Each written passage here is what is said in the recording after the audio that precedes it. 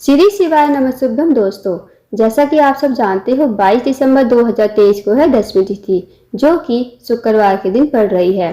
तो 10वीं तिथि के दिन पूज्य गुरुजी प्रदीप मिश्रा जी ने कुछ बहुत ही अचूक उपाय बताए हैं जो आपको 10वीं तिथि के दिन करने हैं। यदि आप इन उपाय को 10वीं तिथि के दिन करते हो तो आपकी जो भी मनोकामना होगी वो अतिशीघ्र पूर्ण होगी। तो दोस्तों, इन विशेष उपाय को जरूर कीजिए। तो आइए दोस्तों, जानते हैं उपाय कैसे करने हैं।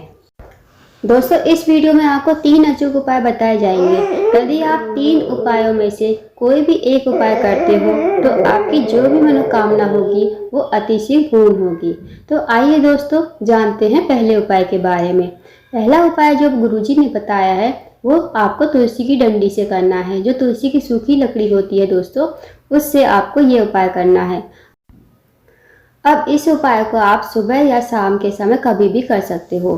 आपको तुलसी की सूखी लकड़ी सुबह के टाइम तोड़ लेनी है या शाम के टाइम, मतलब एक दिन पहले आप तोड़ के रख लेना। फिर उसके बाद जो तुलसी की सूखी लकड़ी होती है, या तो आप उसे घी में भिगो लो, नहीं तो घी में नहीं भिगोना चाहते तो आप पहले उस लकड़ी पर एक रुई होती है, रुई लपेट लो, फिर उसे घी में भिगो लो और एक दीपक तैयार करो। मिट्टी का हो या कोई भी दीपक चल सकता है। उसके बाद मतलब मिट्टी के दीपक में घी डालकर इस लकड़ी को उस दीपक में रख दो। फिर जहाँ भी आपके घर में मंदिर है, भगवान के सामने ये दीपक जला दो, थोड़ा आरती कर दो। बस आपको ये उपाय करना है। आपकी जो भी मनोकामना होगी वो भगवान से विनती करो। पूज्य गुरु जी कहते हैं, यदि जो व्यक्ति इस उपाय को 10वीं तिथि के दिन करता है तो उसका पृथ्वी पर दोबारा जन्म नहीं होता, उसे मोक्ष की प्राप्ति हो जाती है। तो दोस्तों, इस विशेष उपाय को 10वीं तिथि के दिन सुबह या शाम के टाइम आप कभी भी कर सकते हो। इस विशेष उपाय को जरूर कीजिए। अब जानते हैं अगले उपाय के बारे में, जो पूज्य गुरुजी प्रदीप मिश्रा जी ने बताया है कि यदि आपकी कोई विशेष मनोकामना है, चाहे आपकी मनोकामना बड़ी हो, छोटी हो, या आपकी नौकरी नहीं लग रही, पैसों की तंगी है, धन से कोई जुड़ी समस्या है, आपके कार्य अटके हुए हैं, आपके जो कार्य है बनते बनते बिगड़ जाते हैं, तो इस विशेष उपाय को जरूर कीजिए। अब इस उपाय के लिए आपको 31 चावल के दाने लेने हैं। 31 जो हरे साबुत मूंग होती है जो शिव जी पर समर्पित होती है वो लेनी है, और 31 आपको बेलपत्र लेने हैं। अब इस बात का ध्यान रखें दोस्तों, ना तो चावल खंडित होने चाहिए और ना ही बेलपत्र खंडित होने चाहिए, और ना ही जो मूंग दाल साबुत ली है वो खंडित होनी चाहिए। अब साथ में आपको पीला चंदन या लाल चंदन जो भी मिल जाए आपको ले लेना है। अब इन 31 चावल के दाने, 31 बेलपत्र और 31 मूंग के दाने को लेकर और साथ में पीला चंदन या लाल चंदन को लेकर चले जाना है शिव जी के मंदिर में। सबसे पहले जो आपके पास 31 चावल के दाने हैं वो चढ़ाने हैं आपको शिव जी की चौखट पर। चढ़ा दिए।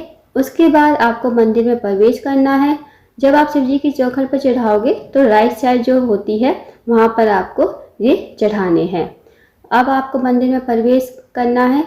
अब आपको जाना है जहाँ नंदी बाबा हो। नंदी बाबा का जो पैर उठा हुआ होता है ना दोस्तों, ध्यान से देखना, नंदी बाबा का एक पैर उठा हुआ होता है और एक पैर बैठा हुआ होता है। वहाँ पर आपको मूंग के दाने जो 31 लिए हैं, 31 मूंग के दाने नंदी बाबा के उठे हुए पैर पर समर्पित कर देने हैं। अब आपको जाना है जहाँ शिव जी मतलब शिवलिंग विराजमान है। अब आपको वहाँ पर जाना है। अब आपके पास क्या बचा? 31 बेलपत्र। अब 31 बेलपत्र पर आप पीला चंदन, लाल चंदन जो भी लेकर आए हो, एक एक पत्ती पर पीला चंदन लगाकर फिर आपको मतलब ये सारे बेलपत्र आपको माता अशोक सुंदरी पर समर्पित करने हैं। अब माता अशोक सुंदरी का स्थान दोस्तों, जब हम शिव जी पर जल समर्पित करते हैं, जहाँ से जल बहकर जाता है नीचे, तो वहाँ पर आप ध्यान से देखना, एक मोटी सी लाइन होती है नाग देवता की तरह बनी हुई, वही माता अशोक सुंदरी का स्थान होता है। तो वहाँ पर फिर आपको एक मतलब पीला चंदन लगाना है एक बेलपत्र पर, मतलब तीनों पत्तियों पर लगा लेना, नहीं तो थोड़ी सी बिंदी बेलपत्र पर लगा देना, मतलब उंगली से थोड़ी सी बिंदी, छोटी सी बिंदी लगा देना। फिर श्री शिवाय नमस्तुभ्यम कहते हुए आपको एक बेलपत्र माता अशोक सुंदरी पर समर्पित करनी है। ऐसे ही दूसरी बेलपत्र पर आप चंदन लगाओगे, फिर आपको श्री शिवाय नमस्तुभ्यम कहना है और माता अशोक सुंदरी के स्थान पर समर्पित करनी है। मतलब ऐसे ही आपको 31 बेल पर 31 श्री शिवाय नमस्तुभ्यम बोलना है। और दोस्तों, जब आप बेल पर समर्पित कर दोगे ना माता अशोक सुंदरी के स्थान पर, तो आप ध्यान रखना जो डंडी का मुख होगा ना वो होगा जलाधारी की तरफ, मतलब जहाँ से जल बहकर जाता है। इस बात का ध्यान रखना, जो बेलपत्ती की डंडी का मुख होना चाहिए वो जलाधारी की तरफ होना चाहिए। तो इस विशेष उपाय को भी जरूर कीजिए। इस विशेष उपाय करने से आपकी जो भी मनोकामना होगी, चाहे छोटी हो बड़ी हो, या नौकरी नहीं लग रही, इंटरव्यू में सफल नहीं हो पा रहे, आपके कार्य बनते बनते बिगड़ जाते हैं, या आपका कोई अदालत में केस चल रहा है, धन से कोई जुड़ी समस्या है, तो इस उपाय को जरूर कीजिए। इस उपाय को करने से आपकी जो भी मनोकामना होगी अतिशीघ्र पूर्ण होगी। तो आइए दोस्तों, आप जानते हैं अगले उपाय के बारे में। ये वाला उपाय गुरुजी ने बताया, यदि आपके घर में धन की कमी है, पैसों की तंगी है, या आप एक पैसा कमाते हो, आपका सवा पैसे खर्च हो जाता है, या सारा पैसा जो है बीमारियों में लग रहा है, तो इस विशेष उपाय को भी जरूर कीजिए। इस विशेष उपाय को प्रातःकाल के समय करना है। अब आपको क्या करना है, आपको लेना है 5 दूर्वा, 1 बेलपत्र, 1 चावल का दाना और थोड़ा पीला चंदन। अब ले लिया आपने। अब आपको इनको लेकर पहुंच जाना है शिव जी के मंदिर में। अब जैसे दोस्तों आप शिव जी के मंदिर में जाकर डेली तो पूजा करते होंगे ना, तो जैसे आप पूजा करते हो, जल चढ़ाते हो, दूध चढ़ाते हो, दीपक लगाते हो, वैसे कर लीजिए। इस उपाय को आपको बाद में करना है। अब क्या करना है, आपको जो आपके पास बेलपत्र है उसे अपने सामने रख लेना। जो चिकना भाग होगा वो अपने सामने रख लेना है। इसकी तीनों पत्तियां होती है, उस पर पीला चंदन तीनों पत्तियों पर लगा देना है। अब जो चावल का दाना है, वो चावल का दाना जो बड़ी वाली पत्ती है उस पर चिपका देना है। अगर ऐसे हम करते हैं ना दोस्तों, बेलपत्ती की पत्ती पर चावल का दाना चिपका कर चढ़ाते हैं, तो जो हमारे धन से जुड़ी हुई कोई भी समस्या है ना, वो ख़त्म हो जाती है। तो ऐसे आप बेलपत्र पर चावल का दाना चिपका कर जरूर रखें।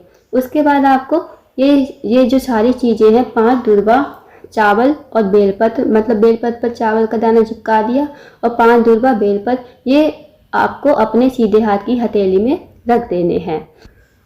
अब दोस्तों आपने देखा होगा, जहाँ शिवलिंग विराजमान होता है और जहाँ माता सुखसुंदी का स्थान होता है, माता सुखसुंदी का स्थान दोस्तों जहाँ पर हम शिव जी पर जल समर्पित करते हैं, जहाँ से जल बहकर जाता है, मोटी सी लाइन होती है, वही माता सुखसुंदी का स्थान होता है। तो भगवान शिवलिंग और माता सुखसुंदी के बीच का जो खाली स्थान होता है ना दोस्तों, आप ध्यान से देखना, मंदिर में जाकर आपको दिख जाएगा।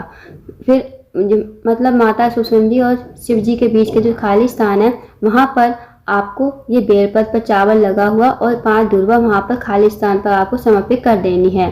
अब जो बेलपत्री की डंडी का मुख और जो दूर्वा की डंडी का मुख होगा वो जलाधारी की तरफ होना चाहिए, मतलब जहाँ से जल बहकर जाता है उस तरफ। तो आप इस उपाय को जरूर करके देखिए। आपकी जो भी मनोकामना होगी, धन से जुड़ी कोई समस्या होगी, वो जरूर पूर्ण होगी। तो दोस्तों इस विशेष उपाय को भी करने से आपके घर में लक्ष्मी का वास होगा। लक्ष्मी हमेशा आपके घर में निवास करेगी, वास करेगी। तो इस विशेष उपाय को भी जरूर कीजिए।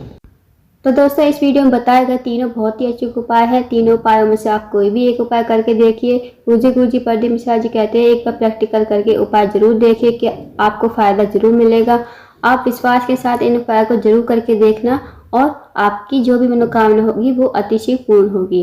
तो दोस्तों इन विशेष उपाय को जरूर कीजिए। अगर आपको जानकारी अच्छी लगी हो तो वीडियो को लाइक करें, शेयर करें और चैनल को जरूर सब्सक्राइब करें। एकदम हर हर महादेव जरूर लिखें।